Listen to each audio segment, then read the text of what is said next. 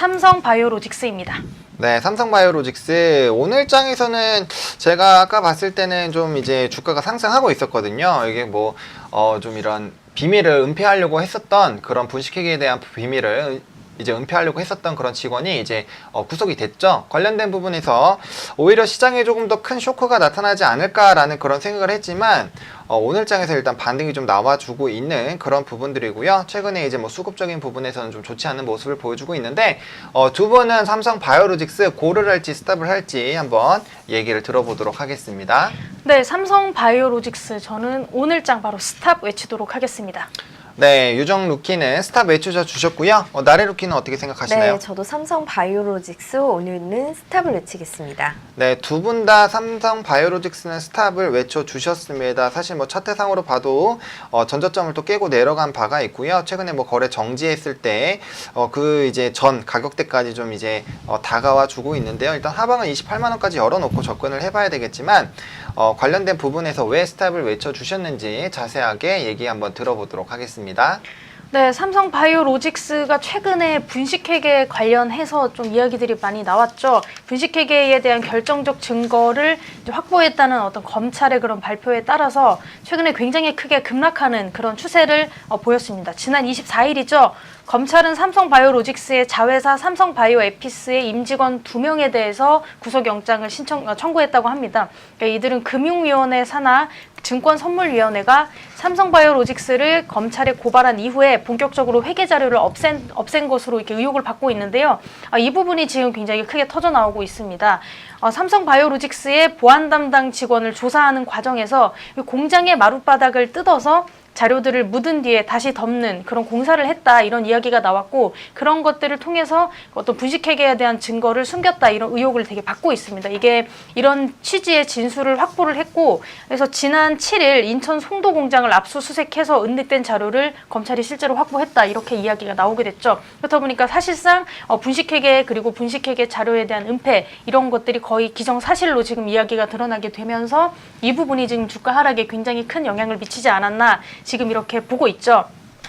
검찰이 확보한 삼성바이오 어떤 공용 서버 등에서 2012년에 삼성바이오에피스 설립 이후에 회계 처리 과정에서 작성된 문건들이 어느 정도 더 남아있을 것으로 지금 보고 있고요. 그래서 이것을 디지털 포렌식 작업에 들어갈 계획입니다. 아무래도 지워진 자료들을 다시 복원하는 그런 자료들에 들어가서 좀 더 많은 증거를 확보할 그럴 예정인 것 같고요.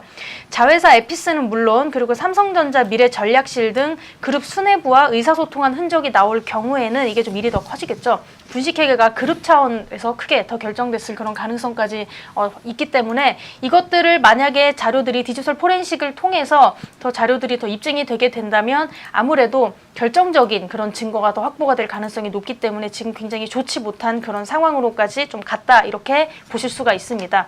그리고 또 한 가지는 좀 실적에 대한 악재까지 좀 겹쳤는데요. 삼성바이오로직스가 1분기 매출액이 1,200억 원대인데 영업 손실이 지금 200억 원대를 추가로 좀 기록하고 있다고 합니다. 아무래도 이런 실적이 3공장의 가동이 본격화되면서 관련 비용이 증가한 데다가 이번에 행정소송까지 좀 더 합쳐지면서 법률 자문 비용까지 좀 추가로 들어갔기 때문에 좀 추가적으로 좀 매출 어떤 손해가 좀 발생한 게 아닐까, 이런 이야기들이 좀 나왔고요. 추가적으로 2분기 실적 전망도 그렇게 좋지는 않다고 합니다. 이 공장이 2월부터 정기 유지 보수로 좀 가동을 중단한 상태고요. 상반기에는 3공장 매출은 좀 인식이 되지 않는 점, 이런 것들을 좀 토대로 해서 추가적으로 영업 손실이 좀 일어날 것이다, 이런 이야기들이 좀 많이 나오고 있다고 합니다. 3공장 같은 경우에는 좀 비용 부담이 일어나서 영업 적자 자체는 좀 줄어들게 되지만 아무래도 어떤 그런 좀 비용 부담은 계속해서 좀 증가할 예정이다, 이런 이야기들이 좀 나오고 있다고 합니다. 그래서 좀 더 멀리 보게 되면요, 3공장 같은 경우에는 매출이 회계적으로 인식되는 4분기부터 좀 실적이 좀 개선되지 않을까, 이런 전망이 나오고 있는데요. 그래도 지금 나오고 있는 어떠한 그 영업적인 손실, 그리고 어떤 유지보수에 들어가고 있는 이 공장, 그리고 좀 회계 부분, 이런 부분이 좀 계속해서 좀 주가 하락에 어느 정도의 영향을 미치지 않을까 하고요. 아무래도 실적 부진이 일어나다 보니까 좀 관련된 좀 부분까지도 좀 영향을 같이 받아서 좀 안 좋아지고 있는 그런 추세인 것 같은데요. 삼성바이오로직스의 실적 부진이 최대 주주인 삼성물산의 실적까지 영향을 좀 미치고 있다고 합니다. 그래서 삼성물산 같은 경우에는 연결 기준 1분기 영업이익이 1,052억 원을 기록하면서 전년 대비 무려 49% 정도 하락하는 그런 모습을 보였죠. 그리고 건설 부분에서의 어떤 일회성 비용이 또 추가적으로 발생을 했고요. 삼성바이오로직스의 3공장 가동에 따른 비용까지 추가로 반영이 되게 되면서 좀 연결된 좀 그룹 차원의 좀 안 좋은 부분까지 좀 이어지게 됐다. 이렇게 보실 수가 있습니다.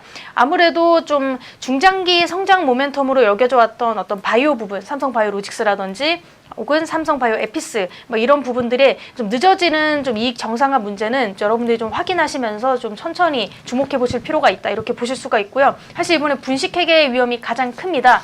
그렇다 보니까 아무래도 분식회계 같은 경우에는 추가적으로 좀 상폐 위험까지 좀 지켜보실 그런 좀 문제점이 좀 많이 있기 때문에 이 부분까지 좀 추가적으로 좀 고려를 해 주셔야 됩니다. 상폐되면은 좀 많이 안 좋아지는 그런 상황이기 때문에 일단은 오늘 장 살펴보면은 말씀하셨던 것처럼 어제 장까지 크게 무너지다가 오늘 장 이렇게 다시 조금 회복 기세를 좀 보이고 있다고 하더라도 일단은 지금 분식회계 문제도 있고 좀 아직 문제가 크게 해결될 상황은 아니고 또 이게 하루아침에 해결될 일도 아니고요. 또 이게 아직까지는 좀 미지수 역할이 좀 많기 때문에 그런 상태이기 때문에 일단은 가지고 계신 분들은 일단은 좀 매도를 해서 대피를 좀 해주실 필요가 있고요. 신규 매수도 당분간은 좀 자제해 주시는 전략을 제가 드리도록 하겠습니다.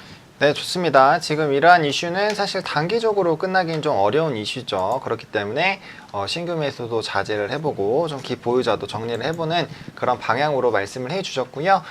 이어서 추가적으로 나래 루키의 의견 한번 들어보도록 하겠습니다. 네, 유정 루키 이야기처럼 이제 앞에 설명 좀 잘 주셨는데요. 이제 첨언을 좀 붙여보자면은 이제 오르는 장이 이제 장이 좀 오르고 있고 이후 체크해 보아야 되는 이슈가 좀 있습니다. 왜 오르는지를 좀 생각을 해보시면 좋을 것 같고요. 이제 기술적 반등에 의해서 노리는 게 아닐까라는 생각이 좀 들고 있는 상황입니다.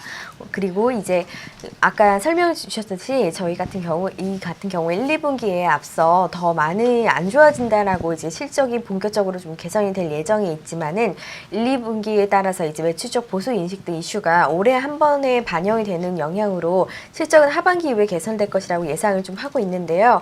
이런 하반기 이후의 예상이기 때문에 조금 더 지켜보시면 좋을 것 같고요.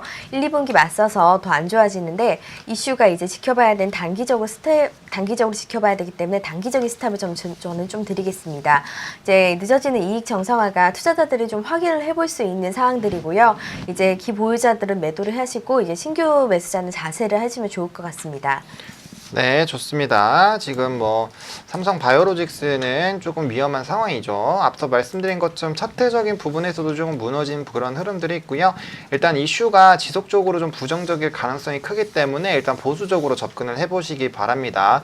물론 지금 기술적으로만 봤을 때 갭이 있는 상황이기 때문에 갭 투자만 짧게 치고 나와도 되는 부분이긴 하지만 일단은 위험성이 있는 상황에서 이건 무리하게 하실 필요는 좀 없겠다라고 좀 정리를 한번 해보도록 하겠습니다.